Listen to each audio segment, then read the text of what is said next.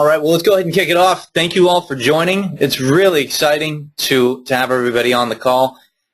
This was an idea that my brother Mike, who's our COO here at the Kilner Group, just decided he was going to do, rolled this out to the rest of the world, and then said, Pat, you're going to be talking to everybody about how we hire folks. So this is really, it's a subject that's really dear to me. It's been the difference maker for me and my team this year, really in the last 3 years, as we've gone from just me to a team of now 10 people. And for me, this is a process that has allowed me to be a much better leader as well.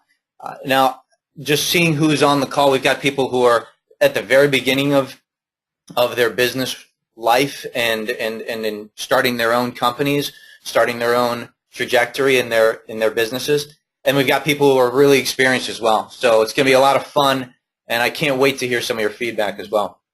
So these topics, and hey, if this goes really well, we're gonna do more of these seminars, and it won't just be about talent. We may have to dig a little deeper into certain areas. We're gonna touch on a lot today.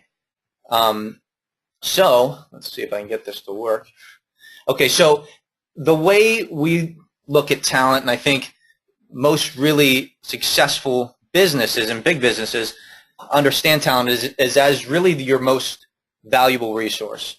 So we sort of have a philosophy here that people are more important than things, that people create opportunities that systems won't. And for most firms, when they're growing or as they're growing, they're going to have either a talent issue or a systems issue.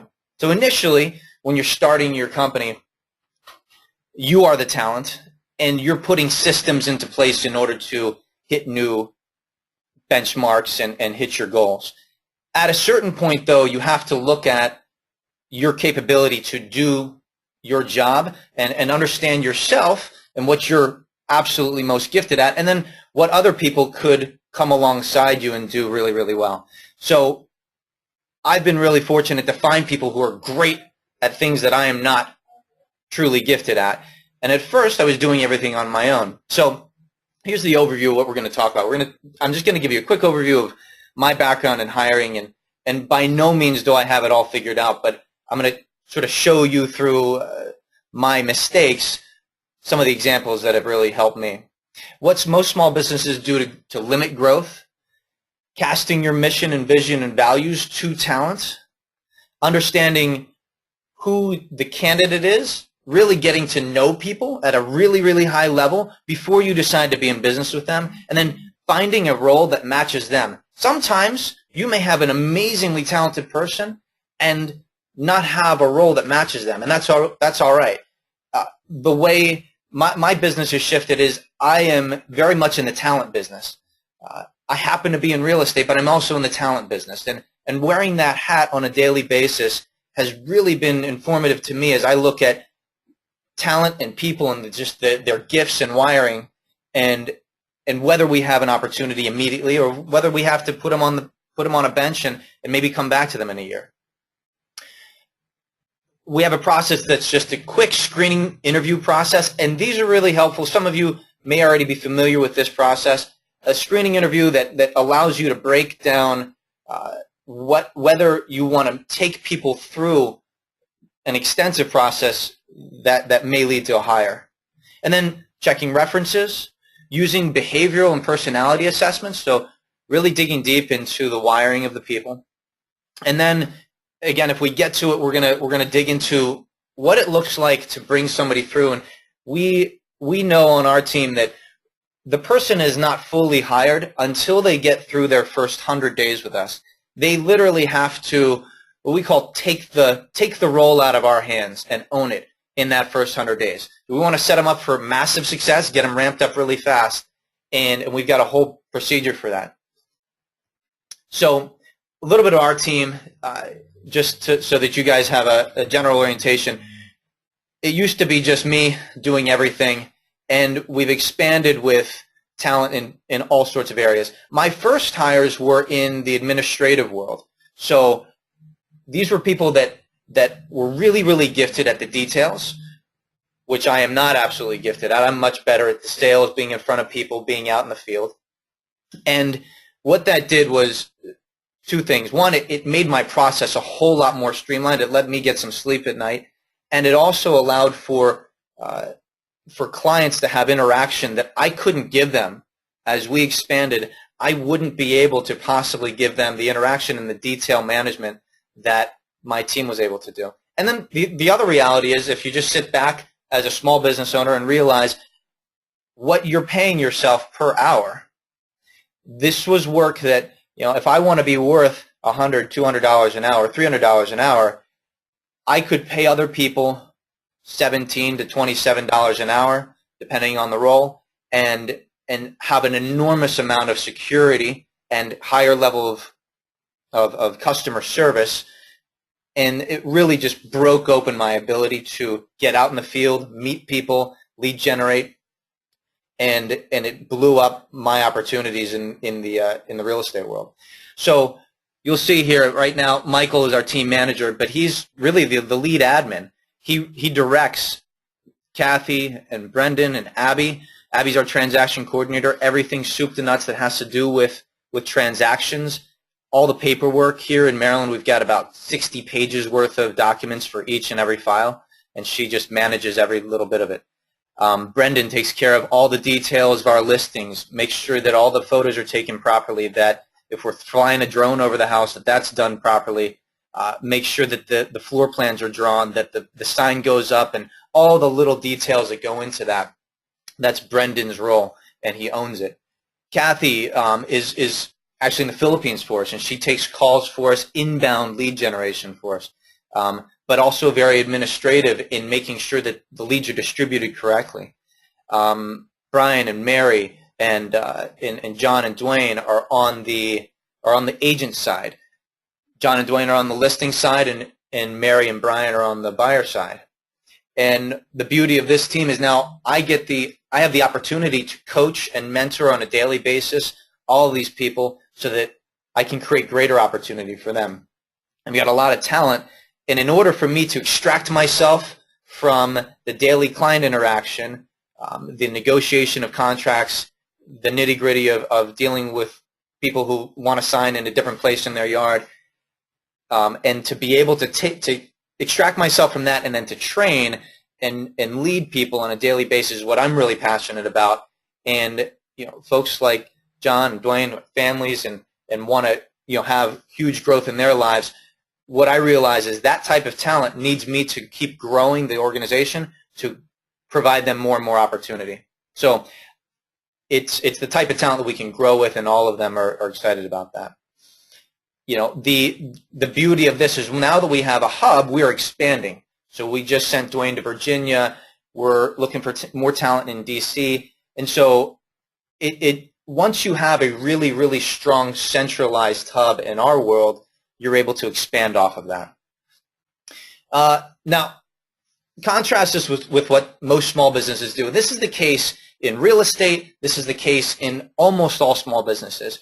Most people will hire out of need or pain. And so one of the things that occurred to me is, as I was hiring my first person, I hired out of need for sure. I was choking on the paperwork. I was doing more business than I ever had, and I realized that all of the compliance issues, all of the little details, I was really setting myself up for disaster, possible lawsuit, and so I was in pain and needed to hire a person. That's not a bad reason to hire, but it's not the best reason you possibly can hire. So I hired my first person about 8 years ago, and she was seemingly wonderful, but I didn't cast a vision for her. She didn't know if I was going to be in business another 6 months. I didn't have sort of the ability to lay that out for her, and so she was gone within about 2 months. And I get really fortunate with my next hire, who happened to be a friend of the lady who had left me, and she was amazing talent, and she was the talent that allowed me to double my business in about 18 months by allowing me to get out of the office and do a lot of lead generation outside of the office. She was not the cheapest talent, And what I realized is if I want a good person, I had to hire someone at a decent salary. We started her at just an hourly rate, but that quickly turned into a salary as I realized how talented she was and what she was able to allow me to do on a dollar per hour basis. So folks like this, though, are really money focused, right? And you want to get people who also tie into your vision. You really want to get people who understand where you're going, and the better you understand that, the better you're going to be able to articulate that, and they'll work for you because of your vision, not just because of the money. We've had some bad hires too over the years, and not every hire works out, and there's a huge opportunity cost to that. So it's not just what you spend on the person that, gee, that was hard. We spent too much on that person, and now we've got to go hire someone else. It's the lost time. It's the lost productivity. Imagine if you had the type of talent that would absolutely change your business, that could go out, totally own a role for you, and allow you to do higher end work. What if you had the type of talent that pushed you, that wanted to have more opportunity, and that pushed you to be a better leader? That's the type of the opportunity cost of not having that person in my organization was just too great. So I really got in deep into a process that Keller Williams teaches, and my background is human resources, and I got deep into a process that allowed me to really understand talent at a much better level so that I could avoid as much of that opportunity cost as humanly possible. So,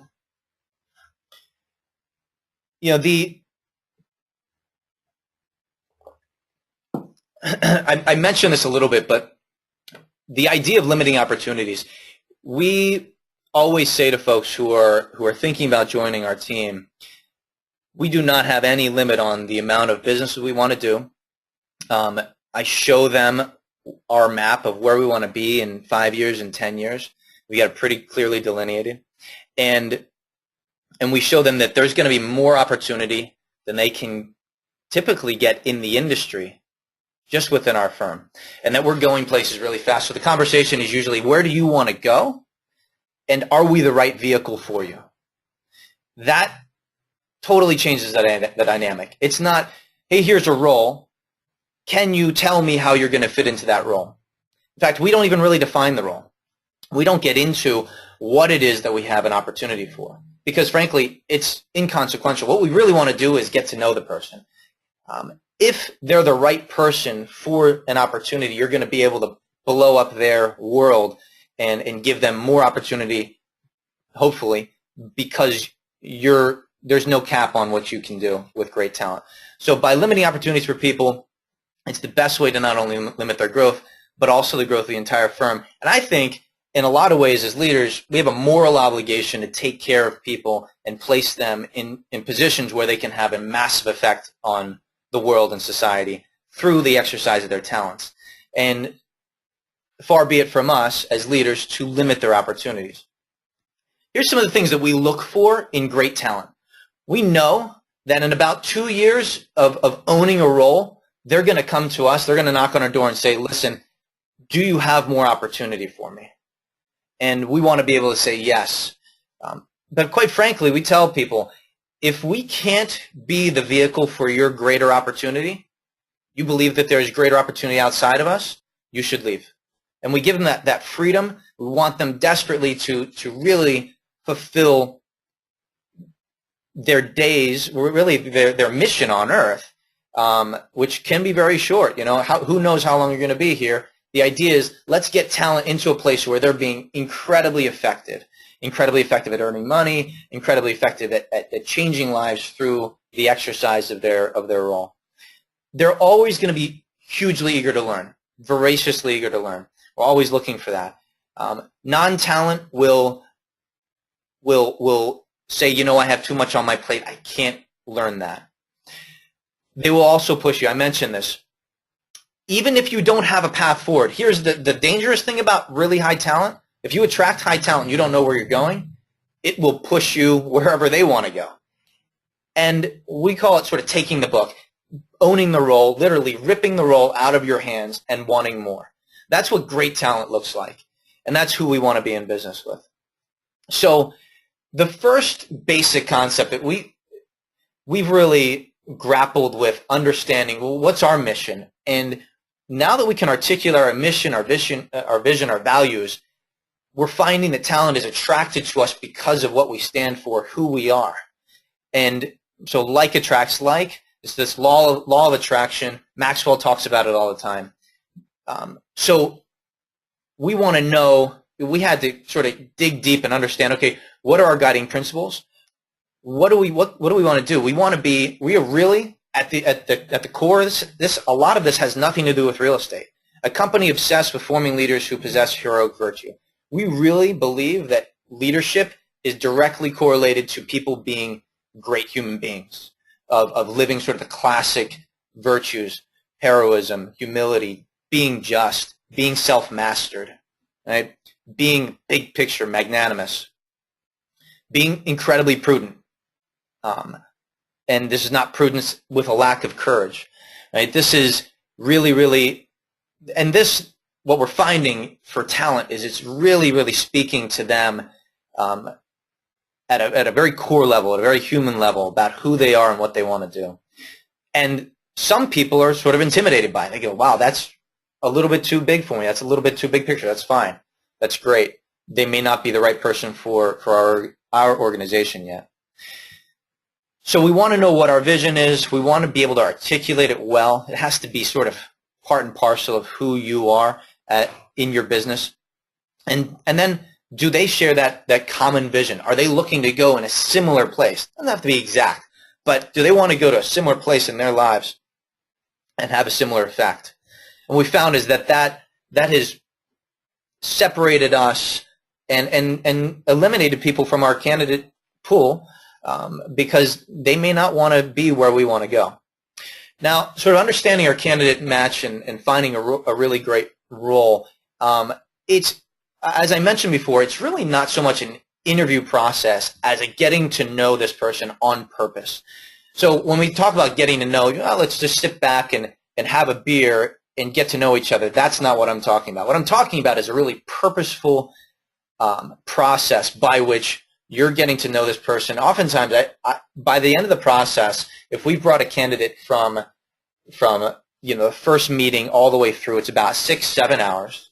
And we probably know stuff about them and have gone deeper in certain areas of their life than their spouse or significant other. So you really don't want to make the process about, especially up front, we don't make the process about us at all. It's just all about getting to know them. And we're going to go into some of the tools that we use in that way. You really also want to have spelled out in your own mind what the candidate profile for the roles that you're looking for are. If you know what you're looking for, you'll be able to identify it in candidates. If you don't have a really good job description written out, and there's tons of ways to do this. If you Google job descriptions online, there's lots of tutorials on how to build it, and I can always help anybody on the call who wants more information about just building these out. But this will allow you to identify the great candidates for all the roles on your team that you want to build. And really, it's the just way to handle people, right? We don't, again, want to put people into roles that are a bad fit. You can put them on the right bus in the wrong seat, and they're going to lose their mind.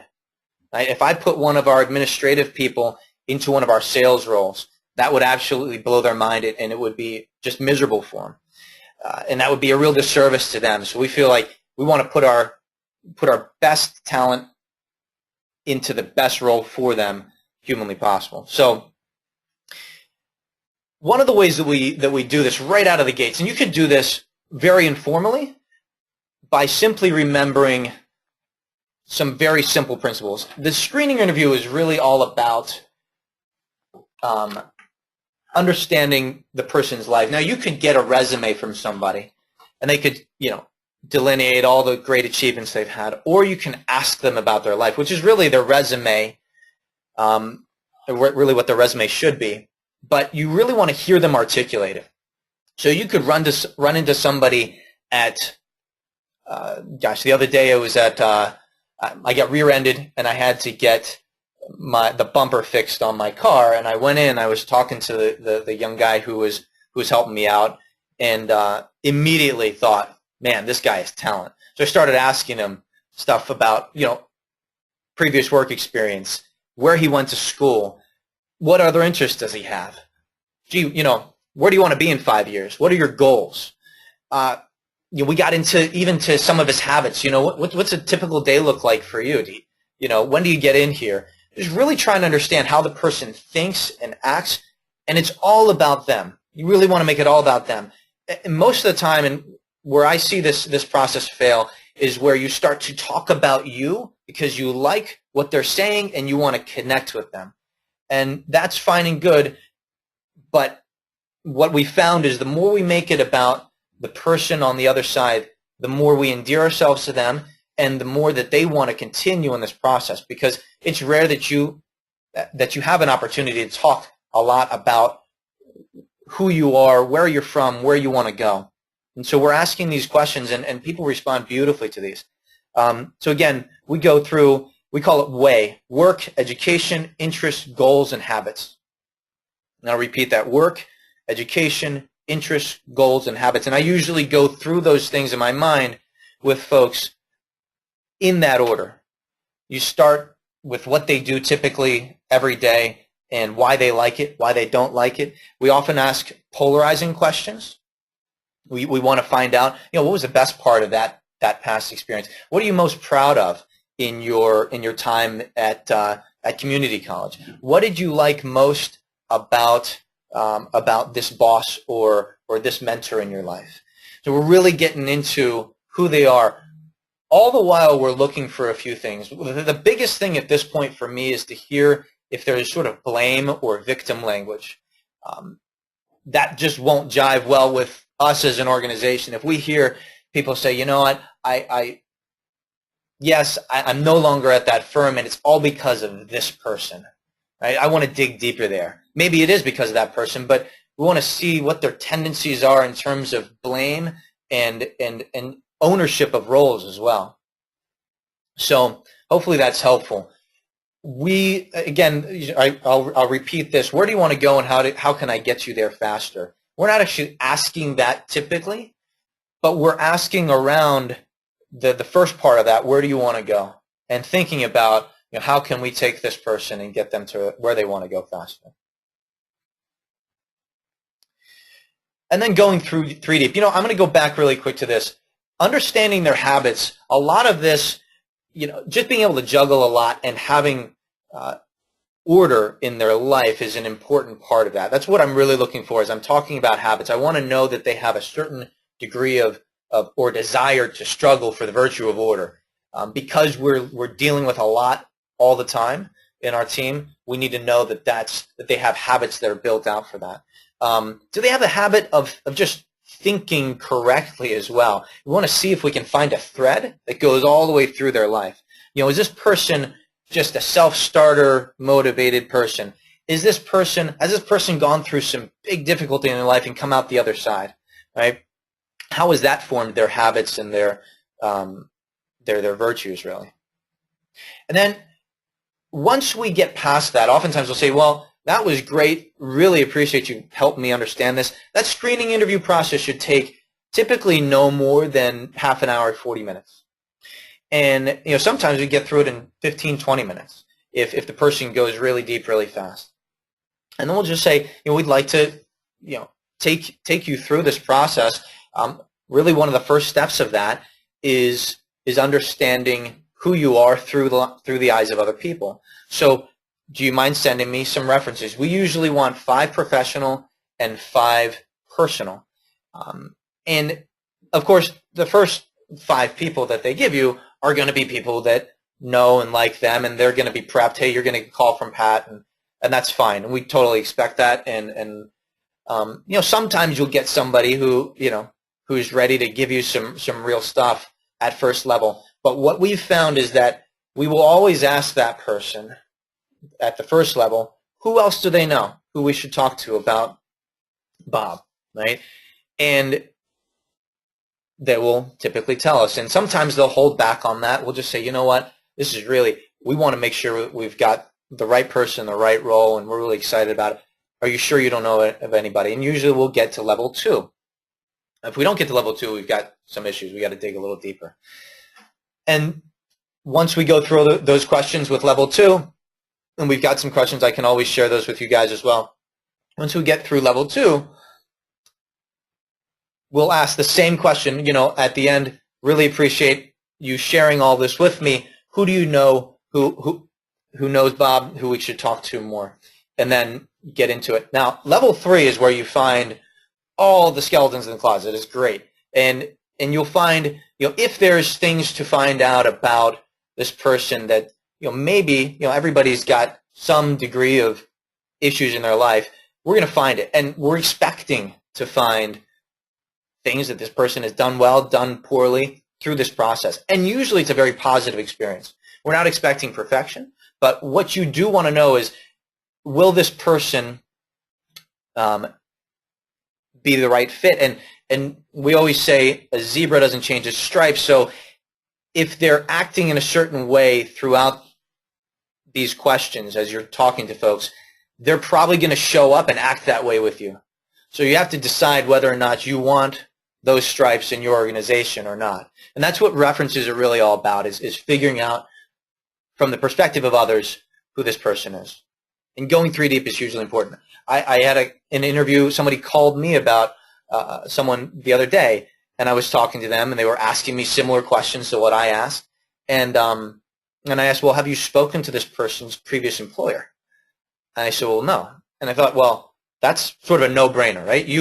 If you don't get the previous employer, you should go find the previous employer and call them. So this is, you should get the references, but generally, you're going to need to dig a little bit deeper and make sure that you're getting to, by the end of this, it's incredibly time-consuming, but it's very well worth it. You'll know the person pretty well by the end of it. And this is probably, gosh, it could take you 2, sometimes 3 hours to get through this, of just calls and trying to follow up with people and that sort of thing. But it is well worth it. When I have not done this, I've made mistakes. I cannot emphasize enough the importance of references. Usually, by the time we know that we want the references, we also want to know them and understand how they're wired a little bit better. So we're going to get into behavioral assessments. We use 2. One is called the DISC and one is called the AVA. Now, the AVA is incredibly expensive outside of our organization, but the DISC is, it's about 85% or so accurate. It can be even more accurate, and the better you assess it, the more accurate you can make it. So I'm going to really focus on the DISC. It's one of your classic business personality trait identifiers, if you will. And what you're really looking for is how did, and we sort of talk about it, how did God wire this person? What did he sort of make them to do really, really well? Everybody has great talents, and you got to find it. And you want to uncover that. So we used to spend a lot longer on these. What we found is that we're moving more towards asking really great questions around personality assessment and not so much talking about psychoanalyzing people too much, right? Sometimes they get defensive, and sometimes it's just, you can get even more by asking really great questions around these personality assessments. We will probably have to do an entire webinar just on the DISC. If people want that, we can absolutely get into that for you. I'm trying to figure out how to see these questions because I see that people have put in some. Just make sure I can answer some of these questions. Give me a moment.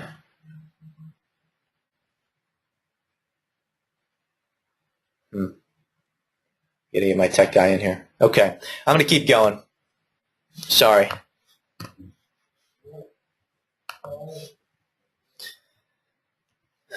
Let's see here. So what I really like about these is just we will take people through and understand what the best environment for them is, how to really interact with them.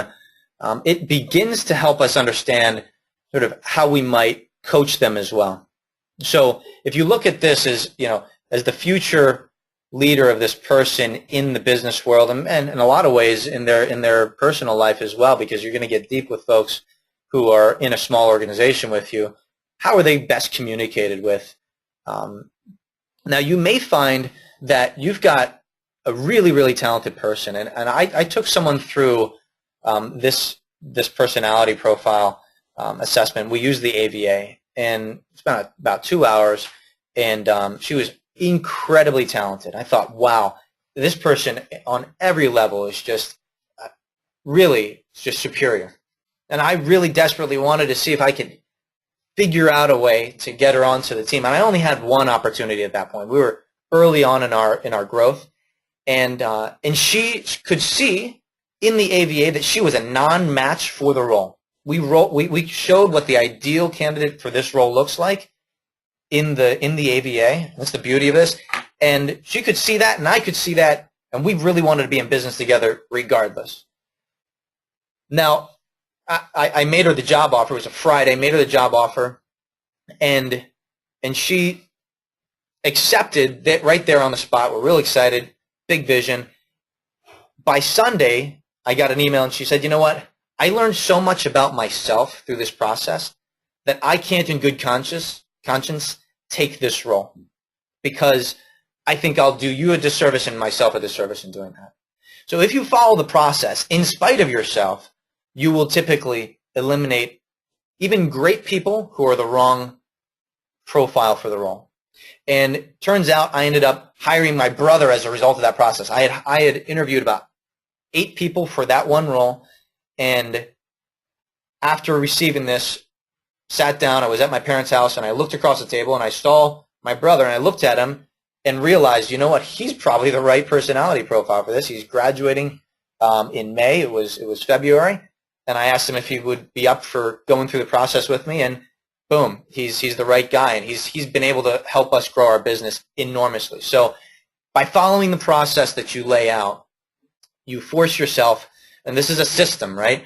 Talent, sort of entrepreneurial talent would have hired this person and not had an idea that she may have lost her mind after 6 months in the role. But by sticking to the process, we were able to get the right person in the right role and also maintain the relationship. We were able to invest into this person at a really high level, spent about 6 hours with her. She discovered things about herself in that process that have allowed her to do greater things professionally outside of our organization, and that's really what we're excited about. So let's see. Feel free to type any questions about this one. There's a lot there, and we can absolutely, if you're interested in knowing more about how to assess these, I love them, and I can get into that with you guys. Okay, we're about halfway through. I want to go into understanding the first 100 days. This assumes that you've taken somebody all the way through the process. Once we go through the AVA and we know that this is a candidate that we want to work with, we've got a few other detailed questions. One of those is an expectations dialogue, where we set up expectations about how they want to be communicated with, where they want to go, what a win looks like for them, what a loss looks like for them, and we lay out the role. That's when we actually finally lay out the role. And by this point, they know that you have their best interest in mind, that you've figured out who they are at a higher level than most people ever will have invested into them, and you're laying out a role for them. And keep in mind, you may have started the process with 10, 20 people, and now you've got it down to 1 or 2 candidates who have made it this far and who really are excited about the opportunity to be in business with you because they like you, because who you are and what you stand for is something that they want to be around. So let's assume we make the offer, they accept the offer. There's a lot of forms and details that are involved in that. I'm going through an enormous amount here.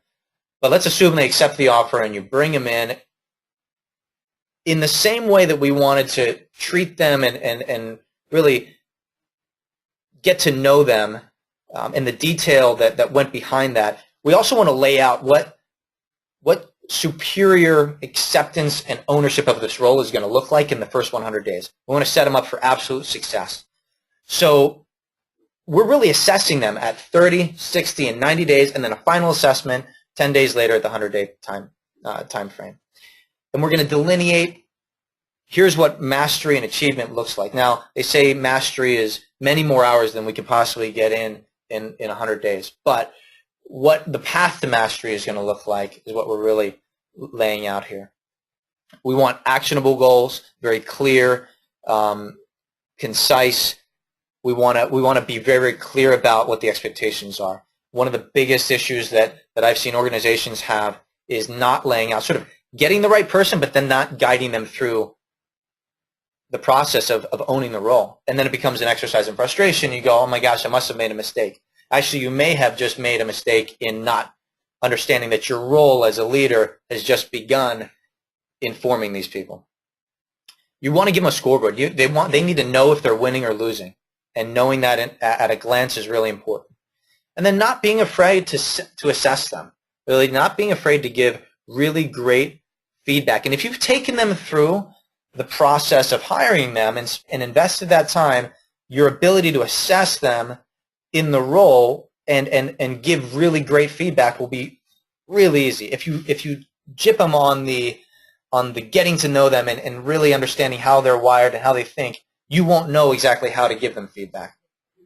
And that's a disaster waiting to happen.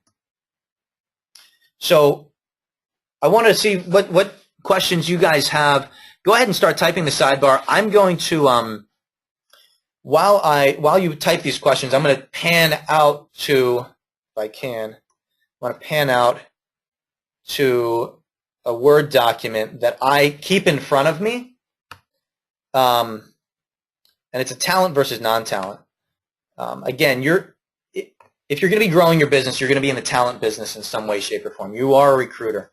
So this is something that we've sort of taken, altered. I laminated, put it on my desk, put it on the wall in front of me, because as I'm coaching people, this is what I'm looking for.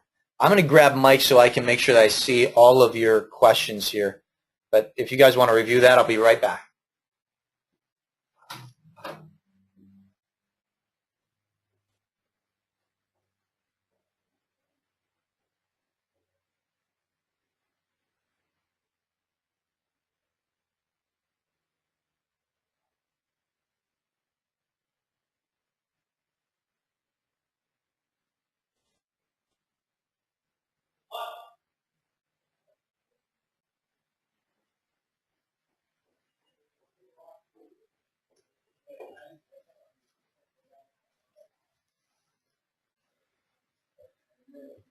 How do I see these questions here?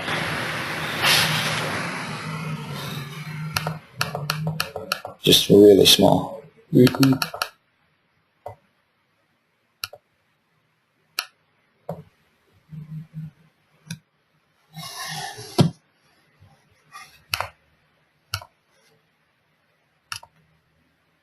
As we're going, as we're trying to figure out how to see your questions here, I just want to comment on this talent versus non-talent.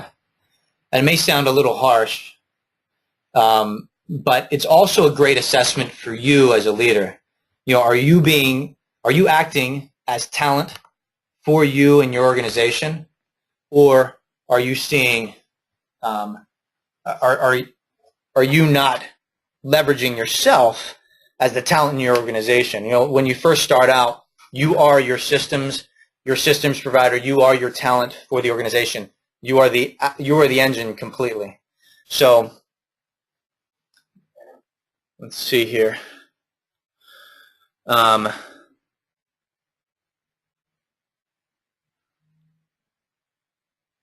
Nan, you asked, great self-discovery questions for Rainmaker. Is that a systems issue or a talent issue? Yeah, I mean, this goes back to what we were talking about before. Understanding whether you have systems and that you need to put into your organization. Now, by the way, systems are typically a little bit less expensive. So initially, you probably have a systems issue, not a talent issue. But eventually, you know, sort of the general sense of most people in our industry is, gee, I'm going to be able to do it better myself, so I'm not going to hire anybody else to do it because it's mine. people use me because of me. And the reality is, if you make that the case, if you decide that you are your product, then you will never have leverage. You'll never be able to extract yourself from the business and allow other people to grow in your business. Now, that may be fine. You may say, you know what, I don't want to be ever extracted from my business. In fact, I want to be the product, and that's fine too. But that make sure you make that conscious decision. So great question, Nan. And so you're always asking. We're constantly saying here. You know, my brother and I are saying, well, is it a talent issue or is it a systems issue? Can we spend a little bit of money on this system in order to make this happen, or can we just innovate and use what we know to create a system? And what we also found is we've created more systems as we've brought on talent that cost us nothing, because talent will want to create better ways to do things. So Abby, when she came on, created the manual. There was already a manual in place. She created a better manual about how to do what she does. So God forbid she gets hit by a bus, we know exactly how to do what she does. Eddie, great question. So for those of us early in the game, when do you begin hiring? Cash flow is tight, but you need the talent to get to the next level. When did you decide to hire? How many years in, and why then? For me, I hired about 2 years in, probably 1 year full-time in, actually. So for me, it was very, very clear that my gifting was not all the paperwork. And so I just sat down and wrote out a list. I didn't have a system. I didn't have, you know, a manual of how to do this. So my first exercise in this was I just wrote out a list of all the things that I knew I could pay somebody under $20 an hour to do that were taking up my time. The second thing that I wrote down is if I give these things away, how many hours will this free up for me? And once I had those free hours, let's say I now freed up about, and the reality is I freed up about 20 hours a week for myself by not doing paperwork. That's how paperwork intensive our business is. Once I realized that, I said, well, if I focus for 20 extra hours a week on lead generation, and for me it was meeting people, it was networking, it was getting out to networking events, it was sitting down for coffees and lunches, breakfasts, never eating alone sort of mentality. I knew that I could probably meet about at least 10 new people every week and build the people who knew and liked me and trusted me enough to allow us to serve their friends and family. So that was the process of discovery for me. I actually, and I don't recommend this, you know, all businesses should lead with revenue. You mentioned being tight on cash. But I actually took out a loan to make sure that I could afford this person for the next 90 days. I knew that if she didn't work out in 90 days, I was in trouble and she was in trouble as well. And I made no promises past 90 days. That's probably why I lost the first one. I made the same promises to the second person, which is really no promises. Look, if you do what you do and I do what I can do really, really well, I believe that we're going to be able to blow this up. But I need you to just take this out of my hand and allow me to go do this for 20 hours a week. She did that, and that's when we expanded and paid back that loan really fast. But it was scary. And for me, I just knew that if I didn't take this risk, that I wasn't going to see the reward. I do not recommend that if you can possibly help it. Always lead with revenue. Always have enough in the bank in order to be able to sustain bringing somebody on and paying for their livelihood for about 90 days. And then you'll know in 90 days if you have talent or non-talent in that role. You should know it before that, but you'll be really clear on that after that. Hopefully that answers it. So I want to, you know, Robert just chimed in. He said, hey, I recommend Google Hangouts as well. If you guys can, if there's any problem with the technology and you can't hear me or understand what I'm showing you on the screen, please do let me know. Nan, you had another one up here. How much time do you dedicate to 3Deep? Do you outsource this to a team member, or do you do this yourself? I absolutely do this myself because I am the interviewer. I do not outsource it to a team member.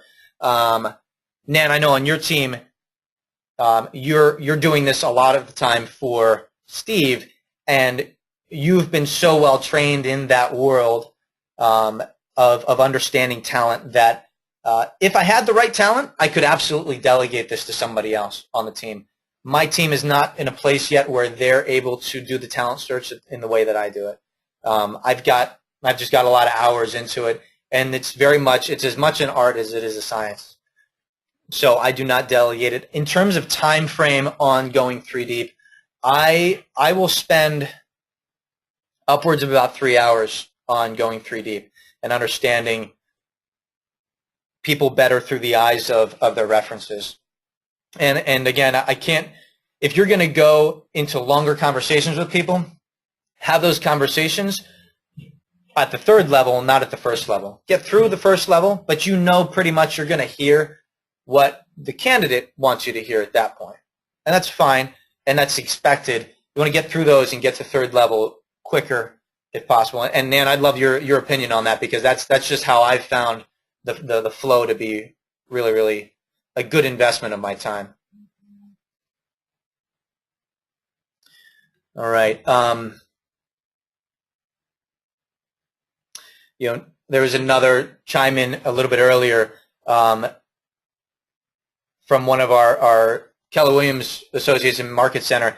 In God we trust, in people we invest. I think it's a great mantra that we're all about investing into people. I think as business leaders, I had one of my earlier brokerages recommended that as I was looking for talent the first time, I was sort of again in pain. I went to one of the leaders in the brokerage and asked what advice he could give me, and he said, you should really look for somebody who's failed at this business so they won't take your business from you. And that always resonated with me. I thought, well, that's not the type of person that I want to hang out with on a regular basis. I want somebody who's doing well and who I can get to a higher level faster, right? So most people will hire with a scarcity mentality as well. Gee, I want somebody who's just going to do what I say.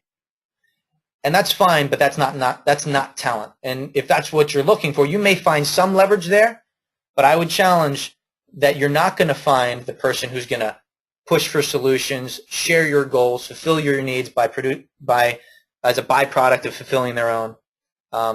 They typically will not care where the bar is set. They just want to punch in, punch out. They will not push you constantly. And again, you want to be pushed. They will not raise the bar and want to be associated with talent, and I'll pan down a little bit. And this is a big one.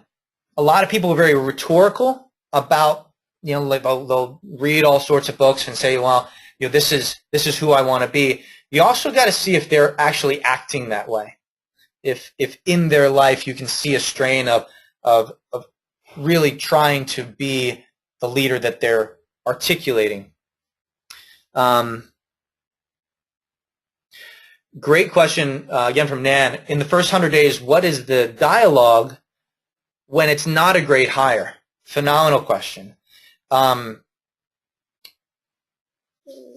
It depends on the person. There's a few things to keep in mind. One, because you have been really clear about what expectations look like, by the end of the 100 days, usually this person sees sees what's going to happen. They know if they're going to move on or not. Because on a weekly basis, you're meeting with them. We do bigger assessments, 30, 60, 90, but we're also I'm meeting everybody on the team once a week, especially the people in the sales roles, and we're taking them through and seeing how they're doing, if they're hitting their benchmarks.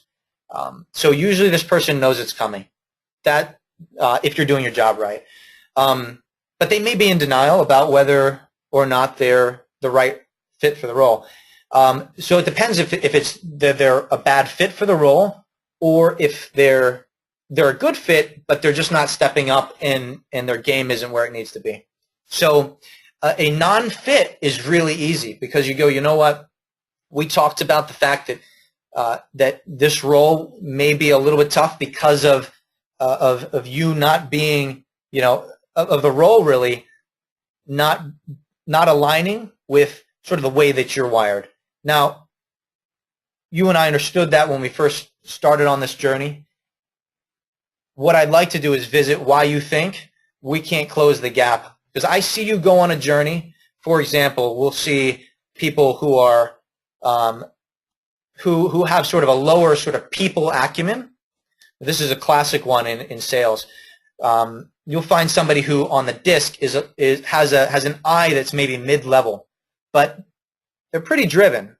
And so you go, this person probably could work in a sales role because they're driven and they want to learn really, really well. So we'll give them a try if we feel like they align with our vision. And we'll talk to them about, we see you go on a journey every day from being sort of, you don't have to be the life of the party, but a lot of people who excel at this role are, the movers and shakers, life of the party. We see you sort of go on that role. What I'm seeing is there's a lot of stress when you have to do that, especially as you're doing more and more business here in the spring market. So what do you think of that? And then just put it back on them. Oftentimes they'll say, yeah, that's causing me a lot of stress. And we'll have a dialogue around that. It's not about them. It's about the role not fitting them. And then it's really, well, do you feel like you could do this role for the next year without increasing your stress in that way? And usually the answer is, you know what? Probably not. This is probably really tough. And so we're either trying to assess them into a different role in the organization or be very much on their team about finding them something outside of our organization in another organization, oftentimes in the same industry, and really just coaching them. But because you've built a great rapport with them and you've been really upfront with them about what the process looks like, they're expecting that there's going to be assessment, and we may have to have a conversation that, although uncomfortable in the short term, is going to benefit them long term.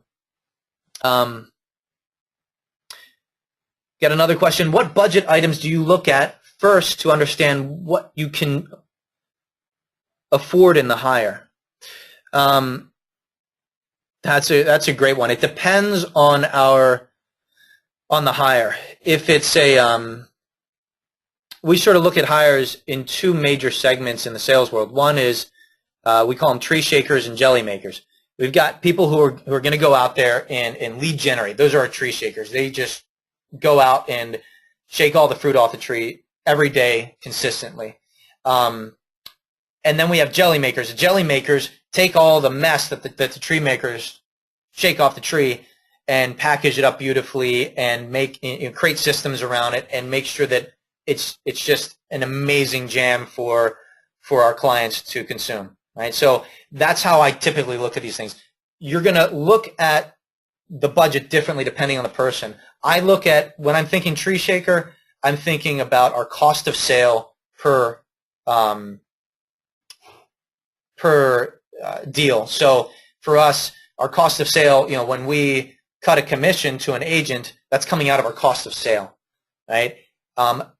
It's not a traditional cost of the organization. It's a cost of getting the lead, if you will. So that's where I'm looking first, is at the top of our budget, we've got our cost of sale before we then take out all of the expenses. If I'm looking at a role that is more focused on the administrative side, so for classic example is a transaction coordinator, or we just brought on another transaction coordinator in the Philippines to support Abby. So she's paperwork driven. That's a cost. That is an expense, and I'm looking at my expense categories there and seeing if I have that, because she's not a revenue producing person. It's going to cost me, in that expense column. And that's where I'm looking at things there. Great questions. We've got about 4 minutes. Feel free to get some last questions in. You guys have been incredibly engaged. It's great. Any questions you guys have or feedback on on talent versus non-talent graph. Have you guys seen this before? I know, Nan, you probably have.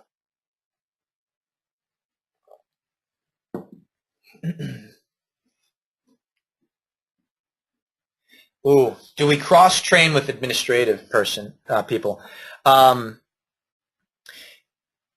Yes and no. Our administrative people, there's so much paperwork and so much detail that it's impossible for our salespeople to know everything that the admins do.